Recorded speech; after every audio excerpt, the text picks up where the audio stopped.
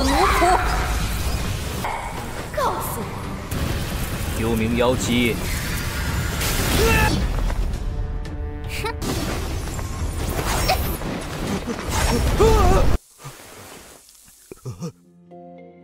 Halo semuanya, selamat datang di Ruang Sinema. Bagaimana kabar kalian semua? Semoga selalu sehat dan baik-baik saja. Sesuai jadwal, jadi pada hari ini kita akan kembali melanjutkan series Donghua. Series Donghua Fearless Battle Spirit episode terbaru, yang mana ini adalah episode yang ke-58. Bagi yang bergabung dengan series ini, kita sudah sediakan playlistnya. Jadi kalian bisa dengan mudah mencari di mana episode awal dari series ini. Sebelum kita mulai episode terbarunya, kita akan melihat dulu apa saja yang telah terjadi pada episode sebelumnya. Tepatnya pada episode 57. Di hari Selasa kemarin kita sudah diperlihatkan dan bantuan yang Gong Yang berikan kepada keluarga Xin dan juga kota Lin Sui. Yang datang kemari tentu tidak bukan dia saja, namun di sini ada Sinan dan juga Miao Miao yang melakukan penyerangan dari arah belakang. Apa yang mereka lakukan itu tentu saja membuat orang-orang Baihe menjadi begitu marah. Padahal mereka hanya tinggal selangkah lagi mengalahkan keluarga Xin. Pertarungan sengit pun terus berlanjut di antara mereka. Di sini Miao Miao lah yang turun tangan untuk bertarung langsung dengan kepala keluarga Baihe. Beberapa kali pun dirinya melancarkan serangan, semua itu tidaklah masalah untuk Miao Miao. Bahkan kepala keluarga Baihe sampai dipaksa untuk menggunakan senjatanya. Namun hasilnya tetap sama saja. Miao Miao bukanlah tandingannya. Berapa cepat pun serangan ini, Miao Miao masihlah mampu untuk menghindarinya. Untuk Gong Yang dan juga Xingnan sendiri masih berfokus dalam mengalahkan para monster kalajengking. Sampai akhirnya Rowling pun memberikan perintah agar para monster bisa lebih buas lagi. Sekarang kita akan melanjutkan episode terbarunya. Amukan yang para monster itu lakukan sama sekali tidak membuat Abang Xingnan maupun Gong Yang takut. Mereka memang sempat terdesak, tapi ini tidaklah berlangsung lama. Karena dan kemampuan yang Xingnan dan juga Gong Yang miliki, ini semua bukanlah apa-apa bagi mereka. Xingnan dan 7 pedang jiwanya bisa dengan mudah menghabisi begitu banyak monster dalam waktu yang bersamaan.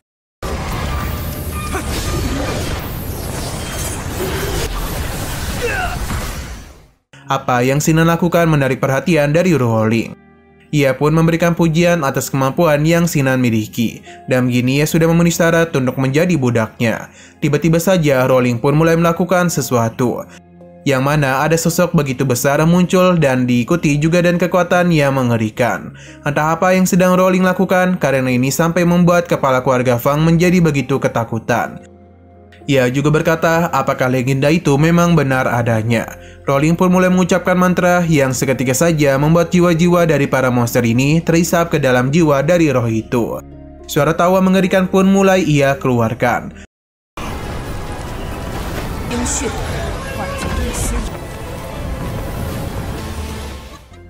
Akan tetapi kita malah dibawa ke beberapa waktu sebelumnya. Ayahnya mengatakan apakah Rowling tahu mengenai tujuan mereka kemari.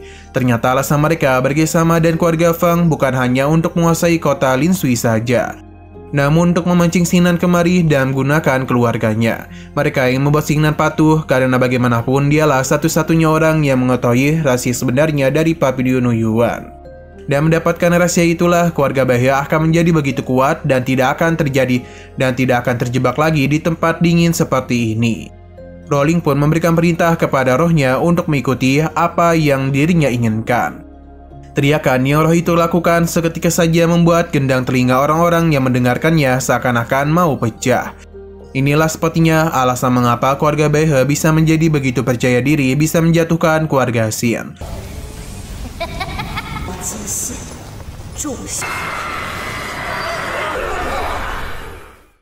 Rowling meminta Xingnan untuk menyerahkan rahasia Papillon Yuan. Jika ia tidak mau, maka Rowling akan memaksanya untuk menjadi budak mereka. Serangannya pun mulai dia lancarkan kepada Xingnan. Alih-alih melawan, Xingnan justru hanya berdiam diri saja. Ini pun membuat dirinya terkurung.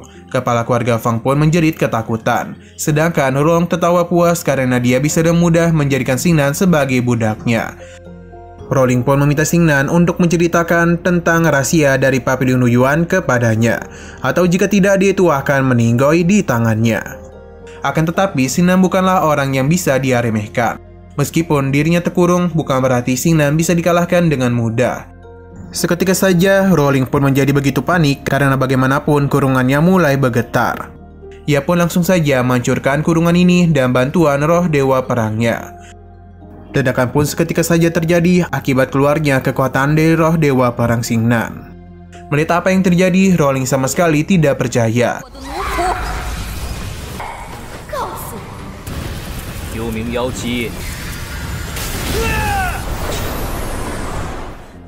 Tatapan mengerikan dari roh dewa perang membuat jiwa penyihir ini ketakutan.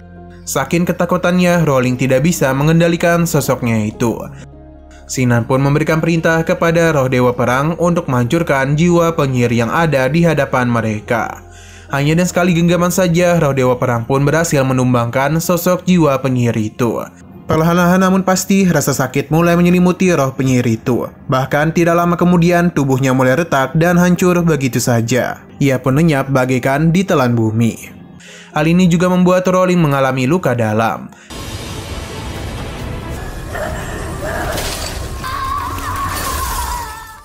Di sisi lain, pertarungan masihlah terus terjadi di antara kepala keluarga Baihe menghadapi Miao Miao. Sudah berulang kali ia melancarkan serangan kepada Miao Miao, akan tetapi semua itu tidak memberikan hasil apapun, karena Miao Miao bisa dengan mudah mengatasi serangan itu. Merasa sudah cukup bermain-main, Miao Miao pun menangkap senjata tersebut dan akan melemparkan hal ini kepada kepala keluarga Baihe. Seketika saja ini pun membuatnya ketakutan dan bahkan hampir terpeleset. Untung saja berkat terjatuhnya itulah senjata ini tidak bisa mengenai tubuhnya.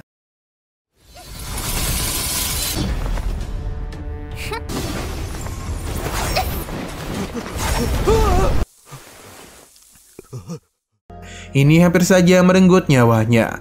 Merasa mereka sudah kalah, kepala keluarga Feng pun bergegas meninggalkan tempat itu. Diikuti juga dan orang-orang yang tersisa. Dan begini sudah jelas kalau pertarungan dimenangkan oleh kepala keluarga Xin. Dan kota Lin Sui masihlah ada di tangan mereka. Miao Miao pun turun untuk menghampiri kepala keluarga Baihe. Ia lalu mengambil kembali senjata ini. Sepertinya Miao Miao merasa tertarik dan senjata yang kepala keluarga Baihe miliki. Karena Miao Miao menganggap kalau kekuatan dari senjata ini sangat cocok dengan kekuatan yang dirinya miliki.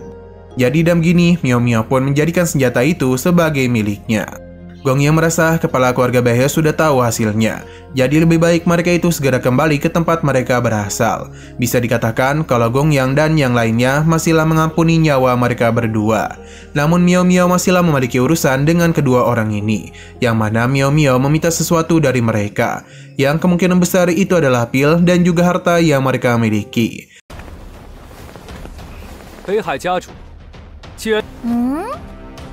Setelah menyerahkan beberapa pil, hari pun mulai kembali terang. Berhubung masalah di kota Lin Sui sudah usai, jadi Gong Yang pun pamit pergi. Karena bagaimanapun ia masihlah memiliki beberapa urusan di sekte. Selain itu, masalah formasi di kota Lin Sui akan segera diperbaiki oleh orang-orang sekte. Jadi kedepannya Xingnan tidak perlu merasa khawatir. Xingnan berterima kasih banyak kepadanya. Sesaat kemudian Gong Yan pun pergi dari hadapan Xingnan. Selain ia, Miao Miao juga ingin pergi dulu karena bagaimanapun ia harus memulihkan diri. Dan juga menyempurnakan senjata yang baru saja dirinya dapatkan. Sebagai pelayannya, Miao Miao pun akan menghadiahi Xingnan seluruh monster ini. Ia pun masuk ke dalam kota Lin Sui dan episode pada hari ini pun harus bersambung dulu. 有劳杨哥。儿子，我先去练化玄蛟了。 Setelah semua masalah ini, kita pun dibawa masuk ke dalam kediaman keluarga Xin, yang mana orang-orang di sana begitu senang dan kedatangan Xingnan, sebab karena dirinya lah mereka semua bisa selamat. Xingnan pun terus dipanggil sebagai seorang pahlawan. Bahkan saking bersemangatnya, gadis ini sampai memeluk Xingnan karena bagaimanapun ia sangatlah merindukannya. Xingnan sudah memberitahu kalau dirinya akan kembali apapun yang terjadi. Para tetua keluarga sekali lagi berterima kasih kepada Xingnan karena telah datang untuk melindungi kota. Xingnan meminta ke tetua keempat untuk tidak berterima kasih kepadanya. Karena bagaimanapun semua ini juga adalah bantuan dari teman-temannya. Di sini Xingnan pun memberikan cairan spiritual kepada tetua keempat. Ini sangatlah bagus untuk melembutkan tubuh. Jika tetua keempat mencampurnya dan anggur, maka ini bisa memperpanjang hidupnya. Mendengar apa yang Xingnan katakan tentu membuat mereka terkejut, karena bagaimanapun cairan spiritual kuno sendiri sudah tercatat dalam buku kuno. Bisa dikatakan ini sangatlah berharga, dan sangat disayangkan jika hanya dicampur dengan anggur saja.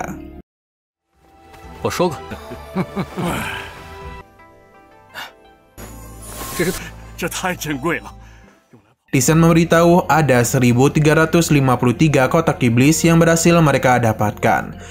Sesuai permintaan Xingnan, mereka akan membagi hasil ini menjadi dua. Sebagian besar akan dikirim ke gudang keluarga Xin, sedangkan sisanya akan diantar kepada Xingnan. Berhubung pamannya ada di sini, jadi Xingnan pun memberikan teknik pedang guntur kepadanya. Dengan ini, Xingnan yakin teknik pisau terbang guntur Tisan akan meningkat. Seharusnya ini sangatlah berguna untuk Tisan. Mendapatkan teknik tersebut tentu saja membuat dia menjadi begitu senang. Bahkan baru saja membuka selembar, ia langsung yakin teknik ini luar biasa hebat. Xingnan juga memberikan buah 5 yuan kepada Zhang Kong. Ini mengandung kekuatan langit dan bumi. Dan buah ini maka Zhang Kong bisa naik ke beberapa tingkat lagi. Melihat harta ini, para murid keluarga Xin juga ingin meminta harta kepada tuan mudanya. Untung saja Xin membawa begitu banyak hadiah, jadi dirinya pun meminta mereka untuk sabar. 铁叔，你来的正好，你擅长用刀，应该对你有。大头送到了秦家仓库，让1到3个小境界。 Malamnya, Xingnan kembali ke kediamannya, yang mana dirinya sedang melakukan penyerangan kepada 2 jiwa Raja Iblis dan juga beberapa pil. Tidak lupa roh dewa perangnya juga Xingnan keluarkan. Sesaat kemudian Xingnan pun dipenuhi oleh begitu banyak kekuatan spiritual. Ini semua tentu berasal dari 2 jiwa induk monster kalajengking. Xingnan benar-benar senang karena ini semua mengandung kekuatan yang begitu agung. Akan tetapi Xingnan mendengar sesuatu yang aneh. Ini juga direspon oleh roh dewa perangnya. Kemungkinan semua itu berasal dari arah pegunungan Longyuan. 是龙虎山脉的方向。 Pada pagi harinya, pelayan Xingnan pun datang untuk memberikan sarapan kepadanya. Tapi karena tidak kunjung mendapatkan jawaban, ia pun masuk ke dalam kediaman Xingnan. Di sana ia tidak menemukan siapapun selain surat yang ditinggalkan oleh Xingnan. Sepertinya dia itu telah melakukan perjalanan. Dan benar saja kini Xingnan telah berada di sekitaran pegunungan Longhuan. Karena merasakan spirit yang begitu kuat, Xingnan pun kembali melakukan perjalanan, yang mana kita pun diperlihatkan dan desa yang begitu tua, yang seakan-akan ini sudah tidak ada penghuninya lagi. Selain itu, suasana di sini juga cukup mengerikan. Walaupun begitu, Xingnan tetap kemari. Dia meyakini kalau suara genderang yang sejak tadi dirinya dengar berasal dari dasar sumur. Tanpa pikir panjang, Xingnan pun mulai masuk ke dalam sumur. Akan tetapi, dirinya pun seketika saja dibuat terkejut. Karena ini bukan sekedar sumur biasa, melainkan sebuah pintu menuju dunia asing. Hal ini mengejutkan Xingnan dan ia pun penasaran siapa yang telah melakukan tindakan sehebat ini tanpa diketahui. Selain itu di sana, Xingnan melihat beberapa menara. Sepertinya inilah tempat spirit itu membimbingnya. Xingnan pun bergegas pergi ke tempat tersebut. 传出来的，就是战魂指引的地方。 Siapa yang menyangka kalau tempat ini ternyata cukup besar. Padahal pikiran Mimin tempat ini cukup kecil, namun dugaan kita ternyata salah. Xingnan melihat ke sana kemari sambil berhati-hati, karena bagaimanapun dirinya berada di dunia asing, jadi bisa saja ada bahaya yang menghampirinya. Namun sampai sejauh ini tidak ada hal yang mencurigakan. Selain itu, di hadapan Xingnan terdapat sebuah susunan formasi. Ia yang masih penasaran pun memutuskan untuk masuk ke dalam. Susunan formasi tadi kemungkinan adalah sebuah portal yang membawa Xingnan masuk ke dalam ruangan tersebut. Entah apa yang ada di sini, karena bagaimanapun di sana sangatlah tua dan dipenuhi oleh bekas-bekas serangan. Xingnan pun meyakini kalau pertarungan besar baru saja terjadi. Maka karena itulah tempat ini begitu kacau. Sesaat kemudian Xingnan pun dikejutkan dan Miao Miao yang tiba-tiba saja terguling-guling dari atas sana.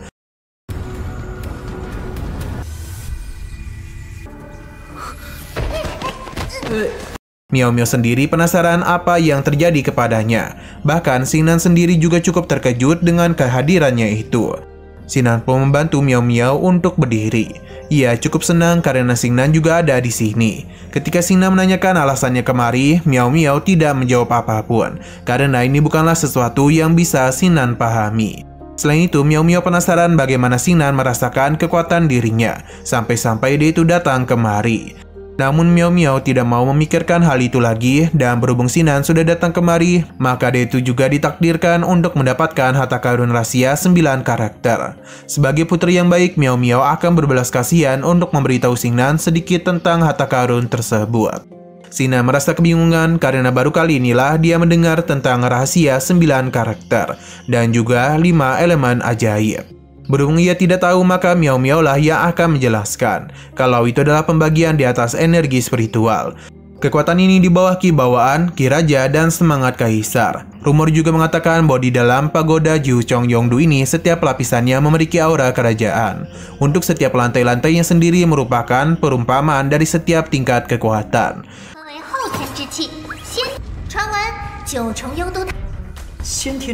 Baru kali inilah Xingnan mendengar semua itu. Terlebih lagi jumlah energi bawahan sudah sangatlah langka.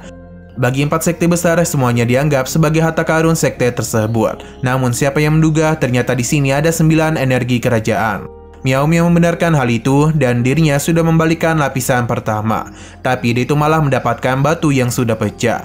Jadi Miao Miao berpikir kalau tingkat atas mungkin memiliki jawaban atas semua pertanyaannya. Sinan penasaran apa hubungan makam 9 karakter ini dan bimbingan semangat juang. Berhubung Miao Miao sudah memberitahukan segalanya kepada Xingnan, jadi dia pun meminta Xingnan untuk ikut bersamanya menaiki menara itu. Selain itu, Xingnan juga diminta untuk menggunakan tembaganya agar batasannya bisa diketahui. Jika mereka mendapatkan harta, maka Miao Miao akan membagi hal itu kepadanya. Xingnan paham dan setuju dan syarat yang diberikan oleh Miao Miao. Mereka pun mulai melakukan perjalanan. Di sini kita pun diperlihatkan dan 7 pedang yang sudah menunggu kedatangan mereka. Melihat ke-7 pedang itu, Miao Miao dan Xingnan merasa tertarik. Akan tetapi ada monster penjaga yang melindungi tempat tersebut. Alhasil Xingnan dan juga Miao Miao harus berurusan dengan monster tersebut.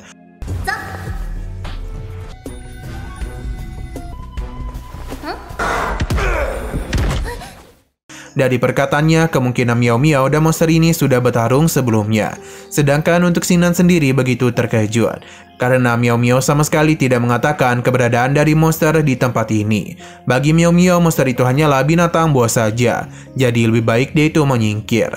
Dan tuh penjaga ini marah, padahal ia memiliki darah yang begitu istimewa, namun malah dipanggil sebagai binatang buas. Ia pun akan memberikan perlawanan kepadanya. Miao Miao akan melayani permintaan dari anak kucing itu. Saat juga pertarungan pun mulai terjadi.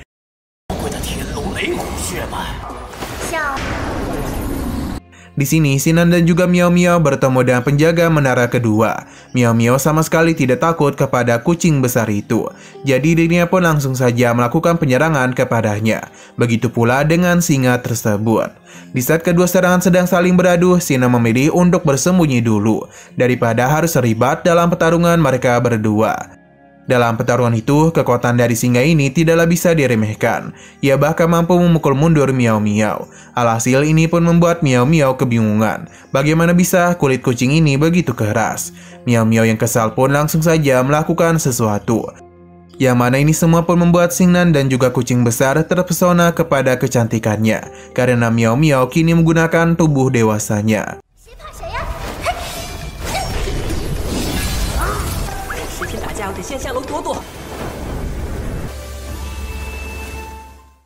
Melihat hal tersebut semakin membuat singa ini tertarik, karena bagaimanapun Miao Miao merupakan seleranya.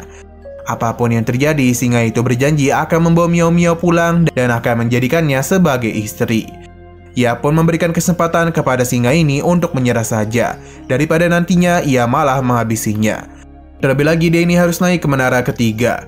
Terlebih lagi yaitu harus naik ke menara kedua. Singa ini pun terkejut karena ternyata ia mengira Miao Miao adalah penjaga menara. Begitu pula dengan Miao Miao yang mengira singa ini adalah penjaga menara. Berhubung mereka berdua sudah salah paham, jadi singa ini pun mengajak Miao Miao untuk bekerjasama dengannya dalam menyelesaikan seluruh rintangan menara. Miao Miao setuju, namun mereka juga akan membawa Xingnan. Sebenarnya singa ini tidaklah tertarik kepada Xingnan karena bagaimanapun kekuatannya tidaklah kuat. Lantas untuk apa juga mereka bekerjasama dengannya? Miao Miao menenangkannya sekaligus meyakini kalau singa ini pasti telah terjebak di lantai kedua. Masalah ini kemungkinan berasal dari suatu penghalang. Jadi dengan hadirnya Xingnan di sini, dia bisa membantu mereka dalam menghancurkan penghalang tersebut. Alhasil singa ini pun percaya dan meminta Xingnan untuk mencobanya. Xingnan terlebih dahulu menyelidiki susunan penghalang di depannya. Singa ini memberitahu kalau niat membunuh apapun yang berani menyentuh susunan pedang itu malah akan berbalik kepada mereka sendiri. Xingnan juga tahu akan hal tersebut. Karena bagaimanapun, ketujuh formasi ini saling melengkapi. Larangan ini kemungkinan disebut sebagai 7 formasi pembunuh tertinggi. Untuk bisa membuka formasi itu, mereka harus mencari kubu demi bisa mendobrak formasi satu persatu. 可以，但没错，你困在第二，他可以。但凡触动着剑阵的杀机，交相辉映。 Miao Miao memuji Xingnan yang belajar banyak di istana Gongfa. Tapi ia penasaran apakah Xingnan bisa membuka formasi ini atau tidak. Kemungkinan Xingnan bisa, jadi dia meminta untuk diberikan beberapa waktu. Hanya saja singa ini masihlah belum terlalu percaya kepada Xingnan. Ia pun kembali memberikan godaan kepada Miao Miao dan lebih baik merekalah yang menghancurkan formasi itu. Akan tetapi Miao Miao lebih percaya kepada Xingnan. Alhasil itu pun membuat singa ini kesal dan pada akhirnya ia pun mengubah wujudnya ke bentuk manusia. Dan dia ini bernama Rong Benzong dan ia jugalah penjaga dari Gunung Longhu. Rong Benzong terus memamerkan apa yang dirinya miliki agar bisa menarik perhatian Miao Miao, karena ia yakin pesonanya bisa menjadikannya sebagai istri.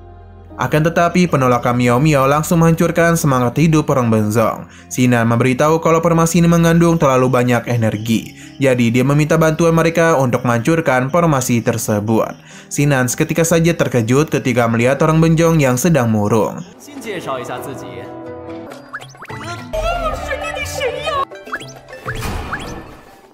Nah, setelah semua itu, Miao Miao dan juga Rong Benzong pun mulai menyalurkan kekuatan mereka kepada diri Xingnan, karena hanya dialah yang mengetahui cara menghancurkan formasi tersebut.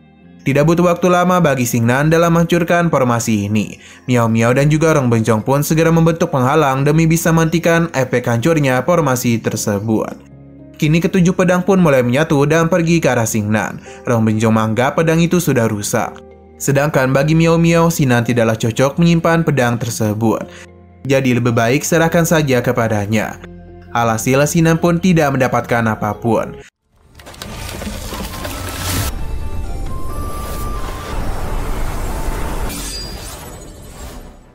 Setelah Miao Miao menyerap sisa kekuatan itu ke dalam pecahan batunya, ia pun mengajak mereka untuk naik ke lantai ketiga.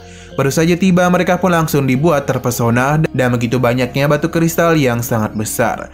Miao Miao merasa begitu senang karena dari semua ini mereka akan mendapatkan puluhan tel emas.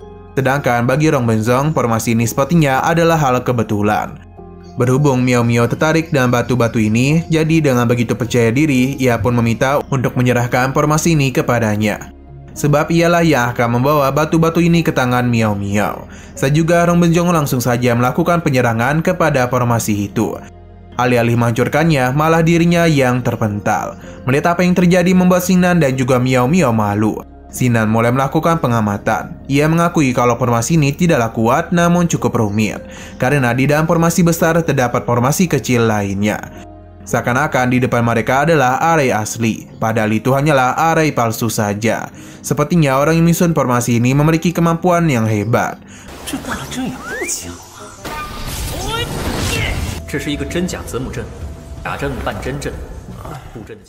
Bagi Xingnan, formasi ini cukup sulit untuk bisa diselesaikan. Miao Miao pun menjadi kebingungan harus berbuat apa karena Xingnan sendiri tidak bisa melakukan apapun. Sampai akhirnya Xingnan mengakui kalau ia masih memiliki keterampilan rahasia. Akan tetapi untuk bisa melakukannya, mereka itu harus menutup mata. Miao Miao pun merasa kalau Xingnan ingin melepaskan pakaiannya baru bisa menggunakan teknik rahasia itu. Xingnan tidaklah membenarkan hal tersebut. Karena teknik rahasia ini tidak bisa digunakan ketika dilihat oleh orang lain. Karena mereka tidak mau, jadi Xingnan pun memilih untuk pergi saja. Pada akhirnya Miao Miao pun setuju. Ia pun memukul Rong Benzong agar ia tidak bisa melihat apa yang sedang Xingnan lakukan. Tidak hanya mereka saja, namun kita juga tidak bisa melihat apa yang Xingnan lakukan. Sampai akhirnya Miao Miao pun dibuat terkejut karena semua batu di depannya sudah hilang.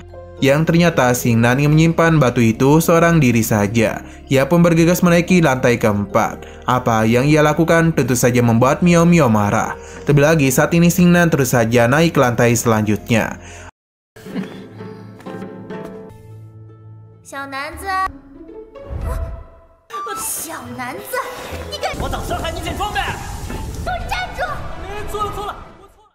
Alasan ia melakukan semua ini karena tidak mau harta-hartanya diambil oleh Miao Miao.